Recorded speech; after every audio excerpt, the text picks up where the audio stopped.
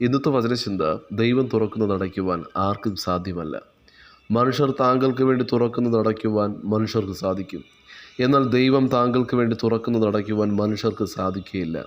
ദൈവം താങ്കൾക്ക് ഒരു വാതിൽ തുറന്നാൽ ദൈവം തുറക്കപ്പെടുന്ന വാതിലിനെ അടയ്ക്കുവാൻ ലോകത്തിലെ ഒരു വ്യക്തികൾക്കോ ശക്തിക്കോ സാധ്യമല്ല.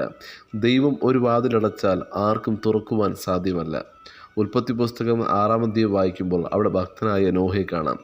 ഭക്തനായ നോഹ ദൈവശബ്ദം കേട്ട് പെട്ടകം അടിച്ച് പൂർത്തീകരിച്ചപ്പോൾ ദൈവം പെട്ടകത്തിൻ്റെ വാതിലടച്ചു. ഒത്തിരി മനുഷ്യർ മരണവെപ്രാളത്തിൽ വെള്ളമുയരുമ്പോൾ ആ പെട്ടകത്തിൻ്റെ വാതിൽ തുറക്കുവാൻ പരിശ്രമിച്ചിരിക്കണം.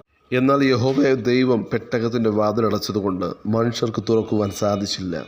40 രാവും 40 പകലും മഴ പെയ്ത ശേഷം ദൈവം പെട്ടകത്തിൻ്റെ വാതിൽ തുറന്നു. വചനം ശ്രവിക്കുന്ന പ്രിയ ദൈവജനമേ, താങ്കൾക്ക് വിരോധമായി ചില വഴികളെ, താങ്കൾക്ക് വിരോധമായ ചില വാതിലുകളെ അടച്ചത് ദൈവമാണെങ്കിൽ, ദൈവം കുറിക്കപ്പെട്ട സമയമാകുമ്പോൾ ദൈവം താങ്കൾക്ക് വേണ്ടി അടച്ച വാതിലിനെ തുറക്കുവാനിടയാകും. ഒന്ന് വിളിച്ചു പറയണം, ഈ 2025 അവസാനിക്കുന്നതിന് മുമ്പ് തന്നെ എൻ്റെ ജീവിതമാകുന്ന പടകിനെ ദൈവം അരാരത്ത് പർവ്വതത്തിൽ ഉറപ്പിക്കും. ദൈവം വചനം ശ്രവിക്കുന്ന താങ്കൾക്ക് വേണ്ടി ചില വാതിലുകൾ തുറക്കും. അതെ, താങ്കളെ ഉറപ്പിക്കുന്ന വർഷമാണ് ഈ 2025. വിശ്വസിക്കുക, താങ്കൾക്ക് വേണ്ടി പുതിയ വഴികൾ തുറക്കുന്ന വർഷമാണ് ഈ 2025. വർഷങ്ങളിൽ താങ്കൾ പ്രാർത്ഥിക്കുന്ന പ്രാർത്ഥനാപേക്ഷയുടെ മേൽ ദൈവത്തിൻ്റെ കരം ചലിച്ചിട്ടുണ്ട്. പുറപ്പാട് പുസ്തകം 14-ാം അധ്യായം വായിക്കുമ്പോൾ ഭക്തനായ മോശയുടെ നേതൃത്വത്തിൽ മിസ്രയീമിൻ്റെ അടിമത്തത്തിൽ നിന്നും മോചനം ലഭിച്ച ഇസ്രായേൽ ജനം ചെങ്കടലിന് മുന്നിലെത്തുമ്പോൾ ജനലക്ഷങ്ങൾ ഭക്തനായ മോശയ്ക്ക് വിരോധമായി പിറുപിറുത്തു. മിസ്രയീമിൽ ഞങ്ങൾക്ക് ശവപ്പറമ്പില്ലാത്തത് കൊണ്ടാണോ ഞങ്ങളെ ഈ ചെങ്കടലിന് മുന്നിൽ എത്തിച്ചത് എന്നവർ ചോദിച്ചു. ഭക്തനായ മോശയെ എറിയുവാൻ അവർ കല്ലുകളെടുത്തു. എന്നാൽ ദൈവത്തിൽ ആശ്രയിച്ച ഭക്തനായ മോശ പുറപ്പാട് പുസ്തകം 14-13 വിളിച്ചു പറയുന്നു, ഭയപ്പെടേണ്ട, ഉറച്ചു നിൽപ്പിൻ, യഹോവ ഇന്ന് നിങ്ങൾക്ക് ചെയ്യുവാനിരിക്കുന്ന രക്ഷ കണ്ടുകൊള്ളുവിൻ. ഇന്ന് കണ്ടിട്ടുള്ള മിസ്രയീമരെ നിങ്ങളിനി ഒരു നാളും കാണുകയില്ല. ഇതാ യഹോവ നിങ്ങൾക്ക് വേണ്ടി യുദ്ധം ചെയ്യുന്നുവെന്ന് പറഞ്ഞു. ഭക്തനായ മോശ ദൈവത്തിൽ ആശ്രയിച്ചതിനാൽ ദൈവശബ്ദം കേട്ട് കയ്യിലുണ്ടായിരുന്ന വടി ചെങ്കടലിന് നേരെ നീട്ടിയപ്പോൾ ദൈവം മോശയ്ക്ക് വേണ്ടി പ്രവർത്തിച്ചു. ചെങ്കടലിൽ അന്നേ വരെ കാണാത്ത ഒരു പുതിയൊരു വാതിൽ ദൈവം തുറന്നു. ദൈവം തുറന്ന ചെങ്കടൽ പാതയിലൂടെ ഇസ്രായേൽ ജനം മുന്നോട്ട് നടന്നു. പുറകെ ശത്രു സൈന്യം കടന്നു വന്നപ്പോൾ, ഫറവോൻ്റെ സൈന്യങ്ങൾ കടന്നു വന്നപ്പോൾ ദൈവം തുറക്കപ്പെട്ട വാതിൽ ശത്രുവിൻ്റെ മുൻപിൽ അടയ്ക്കപ്പെട്ടു. സകല ഫറവോൻ്റെ സൈന്യവും സമുദ്രത്തിൽ മുങ്ങി മരിച്ചു.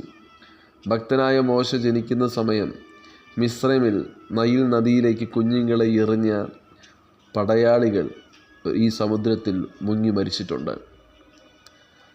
ദൈവം ആ സമുദ്രത്തിൽ വച്ച് മിസ്രയീമിലെ സകല സൈന്യത്തിനും ന്യായം വിധിച്ചു.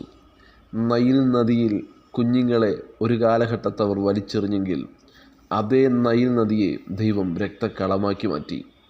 നൈൽ നദിയാണെങ്കിലും ആ നദിക്ക് ദൈവം ന്യായം വിധിച്ചു. വചനം ശ്രവിക്കുന്ന പ്രിയ ദൈവജനമേ, ദൈവത്തെ അനുസരിക്കുന്നവർക്ക് കഷ്ടതയുണ്ടെങ്കിലും കണ്ണുനീരുണ്ടെങ്കിലും ഒത്തിരി വിഷമവും പ്രതികൂലങ്ങളും ഉണ്ടെങ്കിലും ദൈവത്തെ അനുസരിക്കുന്ന ദൈവജനത്തിനായി ഇന്നേ വരെ കാണാത്ത പുതിയ വഴികളെ ദൈവം തുറക്കുവാനിടയാകും. ശത്രുവിന് ന്യായവിധി കൽപ്പിക്കുകയും ചെയ്യും. വചനം ശ്രവിക്കുന്ന പ്രിയ ദൈവജനമേ, താങ്കൾക്ക് വേണ്ടി ദൈവം ചില നിയമങ്ങളെ മാറ്റിയെഴുതും. താങ്കൾക്ക് വേണ്ടി ഇന്നേ വരെ തുറക്കാത്ത, ആർക്കും തുറന്ന് ലഭിക്കാത്ത ചില പുതിയ വഴികൾ ദൈവം തുറക്കും. വിശ്വസിക്കാമോ? ദൈവത്തിൻ്റെ മഹത്വം താങ്കൾ കാണും. ദൈവം തുറന്ന വഴി ആർക്കും അടയ്ക്കുവാൻ സാധ്യമല്ല. അനുഗ്രഹിക്കപ്പെട്ട ഹന്ന ദൈവസന്നിധിയിൽ പ്രാർത്ഥിക്കുമ്പോൾ ഹൃദയത്തെ ദൈവകരങ്ങളിലേക്ക് പകരുവാനിടയായി. ഹന്നയുടെ ഗർഭത്തെ ദൈവം അടച്ചിരുന്നു. എന്നാൽ ദൈവിക പദ്ധതിക്കനുസരിച്ച് ഹന്ന ദൈവസന്നിധിയിലേക്ക് പ്രാർത്ഥിച്ചപ്പോൾ, നേർച്ച നേർന്നപ്പോൾ ഹന്നയ്ക്ക് ദൈവം അനുഗ്രഹിക്കപ്പെട്ട മകനെ നൽകി. ഹന്ന നേർച്ച നേർന്നു, എനിക്കൊരു പുരുഷ പ്രജയെ നൽകിയാൽ ഞാൻ ജീവപര്യന്തം എൻ്റെ മകനെ ഞാൻ നിനക്കായി നൽകും.